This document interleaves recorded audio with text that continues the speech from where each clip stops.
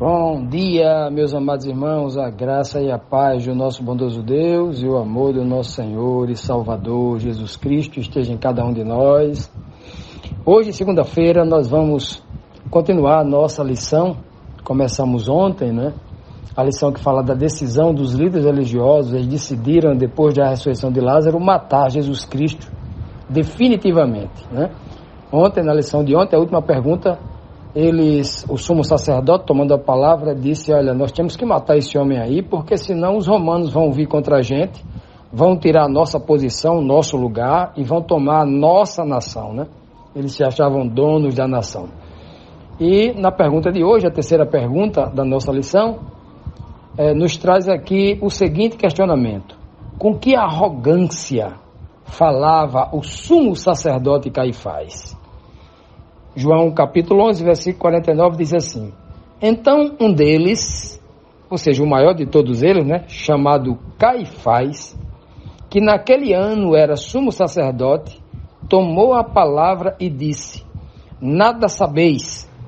Meus amados, já imaginou o nível de arrogância desse homem? Isso sim é ser arrogante. Olha, se ele tivesse levantado a voz e gritado com as pessoas, apresentado argumentação bíblica e tal, não é? Mas não.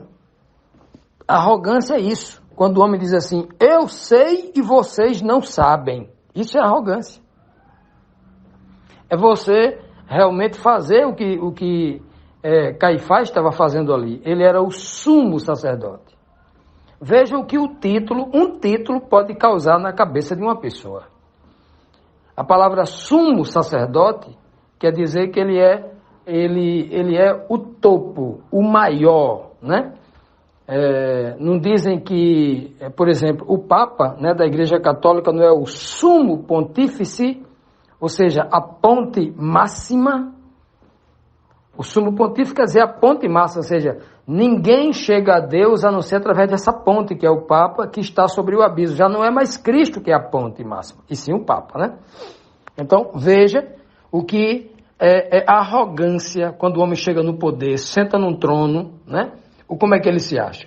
Caifás aqui, sendo o sumo sacerdote, o maior de todos os sacerdotes, né? Sem saber que esse título sumo sacerdote que foi dado aos homens era uma tipologia que apontava para Cristo. Cristo, sim, é o sacerdote dos sacerdotes, e o livro de Hebreus explica por que ele é isso. Porque ele é o sumo sacerdote, né? Explica com provas. Porque o coitado dos sacerdotes, coitado do Caifás e todos os sacerdotes que o acompanhavam, todo ano, ano após ano, eles sacrificavam cordeiros, bodes e tal.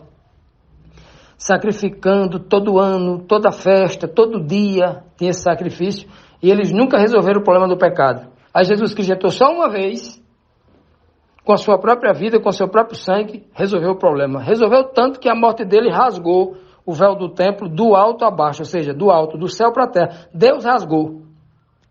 Deus rasgou. Rasgou aquele sistema sacerdotal que era tipo, que era menor, que era inferior ao original, né, que apontava para Cristo. Então esse homem aqui, quando ele se sentiu na posição de sumo sacerdote, olha só, ele agora ficou petulante, né? Ele esqueceu de onde saiu, esqueceu que o povo dele foi escravo, esqueceu de quem ele era, esqueceu que quem o exaltou foi Deus. E agora esse homem gritando ali, falando com os seus companheiros, os sacerdotes, com doutores da lei, escribas, né? Havia ali os próprios sacerdotes, né, que estavam ali, os principais do povo, estavam ali nessa reunião. E agora ele levanta a voz e fala: só quem sabe aqui sou eu. Nada sabeis. Agora eu imagino que esse tipo de exemplo também tivesse na boca dos demais sacerdotes que tinham nesse homem uma liderança. Eu imagino que os sacerdotes também falavam assim com as pessoas, né? As pessoas, os membros da sinagoga, os membros da sua igreja, eles também falavam assim: você não sabe de nada, só quem sabe é o clero, só quem sabe é o pastor da igreja. O membro não pode saber de nada, mesmo tendo uma Bíblia para ler, mesmo orando a Deus e o Senhor Deus concedendo-lhe o Espírito Santo. Ou será que o Espírito Santo só é concedido ao sujeito que tem um título de pastor? Será mesmo? Por que o Espírito Santo foi derramado sobre 12 homens, né, pescadores, homens simples, lá em Pentecoste, e sobre nenhum líder?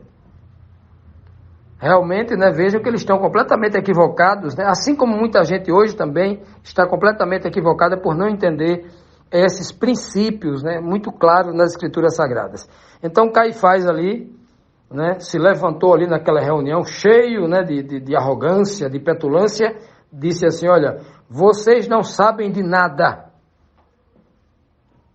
Obviamente ele diz isso, né, no versículo 49, quanto no 48 ele deixou bem claro, olha, ele já disse, olha, presta atenção, se a gente não matar logo esse Jesus Nazareno aí, se não resolver logo o problema dele aí, sem deixar ele continuar fazendo assim, os romanos virão contra a gente, vão tirar a nossa posição, vão tirar os nossos privilégios, né, o nosso salário, a nossa condição, vão tirar tudo da gente. E depois vão tirar a nossa nação. Vocês estão dispostos a perder o cargo de liderança? Vocês vão querer ser um escravo comum, uma pessoa comum no outro reino? Não. Quem é líder não quer perder a mamata, né? Quem se acostumou a ser adorado pelos membros, nunca mais vai querer perder aquele posto, né?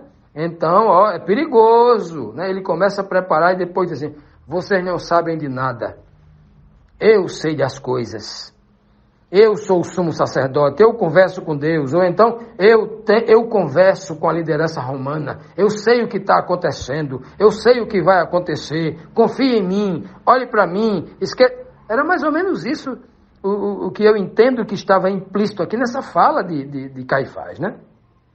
Um homem arrogante que está querendo induzir as pessoas a escutar a ele e não a Deus, não a sua palavra. Continuando, amados, vamos aqui para a quarta pergunta, que, dando sequência aqui à fala infeliz, arrogante de Caifás, nos traz aqui mais um questionamento. Que argumento lógico usou Caifás para matar um inocente? Para ter a prerrogativa, né? Ele usou um argumento para buscar uma certa justificativa, entre aspas, segundo a ótica humana, plausível, para matar o inocente Jesus Cristo. O que foi que ele fez? Vamos ver aqui o verso agora, o versículo 50. João, capítulo 11, versículo 50. Não percebeis, primeiro ele começou dizendo, nada sabeis. Aí ele começa dizendo agora assim, vocês estão cegos, é? Não percebeis que vos é melhor, ou seja, é melhor para vocês, que morra um homem pelo povo e que não pereça toda a nação. Ou seja, vocês não percebem não, primeiro vocês nada sabem, vocês parecem que não conseguem enxergar as coisas, vocês são inteligentes não, é? Vocês não percebem que é melhor que um homem morra, é melhor morrer um homem do que morrer milhões de pessoas, uma nação inteira, porque quando Roma vier, ele vem arrasando tudo, o exército romano ele pisa tudo, destrói tudo. Então é melhor que só morra um do que morrer 1000. É melhor morrer um do que morrer 1 milhão. Isso não é lógico, não? É, com certeza. É uma lógica aparente. Agora, para Deus é assim? Será que para Deus uma nação inteira não deveria preservar um único inocente? Mesmo que a vida dessa nação tivesse toda em jogo, que eles todos fossem morrer? Será que em Israel não tinha um Deus para livrá-los? Por que Caifás, sendo o sumo sacerdote, não tinha fé daqueles 3 jovens babilônicos, né? Babilônicos não, hebreus que estavam lá cativos em Babilônia, né? Misael, Ananias e Azarias, companheiro de Daniel, diante, né, daquela ameaça. Por que esse homem, sendo líder religioso do povo, não tinha fé, não era um exemplo de fé? E agora estava com medo dos romanos. Ele morria de medo dos romanos, mas não temia o juízo de Deus. Porque na lei em que ele defendia, estava escrito que não poderia derramar sangue inocente. A lei, a Torá que eles falavam tanto que conhecia e que obedecia. Está lá, o Senhor disse bem claro, se você, na terra que eu vou colocar vocês, se vocês nessa terra derramar sangue inocente, além de outros pecados, eu vou citar apenas esse, se você derramar sangue inocente nessa terra, essa terra vai expulsar vocês.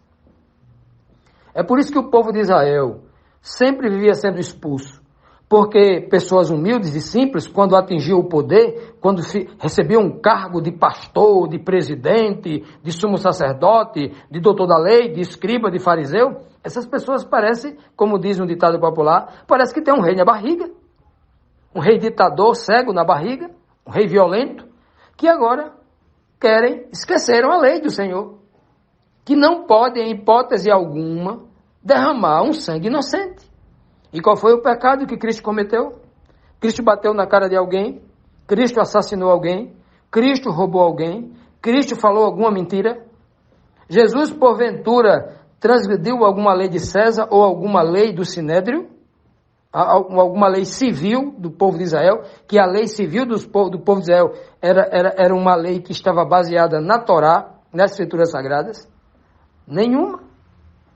E Cristo já tinha falado, nós já estudamos aqui nas lições anteriores, quando Cristo olha para aquele povo que queria agarrá-lo para prendê-lo e depois matá-lo, ele diz assim para aquele povo, qual é o meu pecado? Acuse-me de algum pecado? Ele desafiou as pessoas ali que apontassem um pecado dele. E ele não tinha.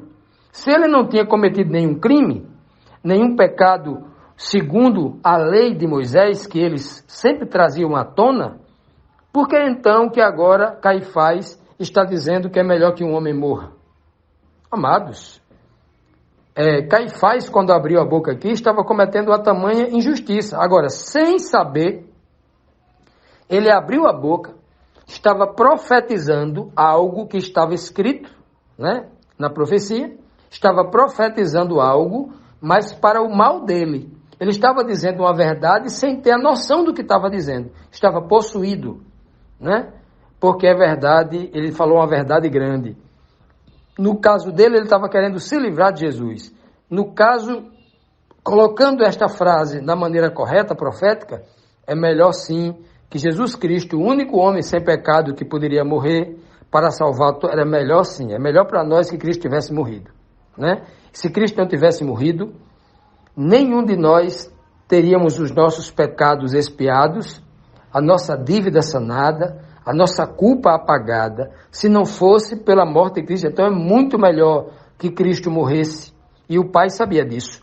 É melhor que um só morra, para que toda a nação viva a vida eterna. Então, ele falou sem esse conhecimento da linguagem espiritual, mas falou com interesse romano, com interesse político, com interesse humano, carnal, cego pelo poder, cego, né, pela dominação, pelo seu cargo, pela sua posição.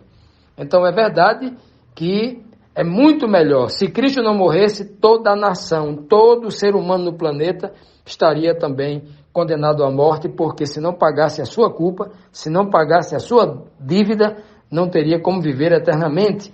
E é o que Cristo vai trazer. Então ele fala a verdade, é melhor que morra um homem, faltou complementar, né? É melhor que morra um homem justo por todos os injustos, né? E assim todo mundo não morra. Infelizmente Caifás não tinha esse discernimento espiritual. Infelizmente Caifás estava dominado por uma cegueira, pelo poder. Ele havia experimentado o louvor dos homens, e agora, assim como Satanás, lá no princípio, ele queria ser adorado, ele queria ser venerado, louvado, ele queria as atenções, ele não estava disposto a perder o que ele havia conquistado, as coisas materiais dessa vida temporária. E Cristo já tinha dito, olha, é melhor você perder a vida do mundo aqui e ganhar a vida eterna, do que ganhar a vida aqui e perder a vida eterna lá.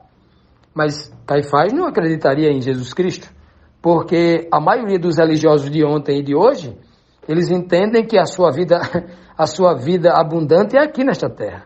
Então vou fazer de tudo para que sejam ricos aqui, poderosos aqui, influentes aqui, sejam louvados aqui, numa vida breve, que é como um vento, como diz Tiago. A vida aqui é como uma neblina que rapidamente é dissipada por um vento forte. Assim eles não conseguem enxergar, porque são cegos e são gulosos pelas coisas dos homens.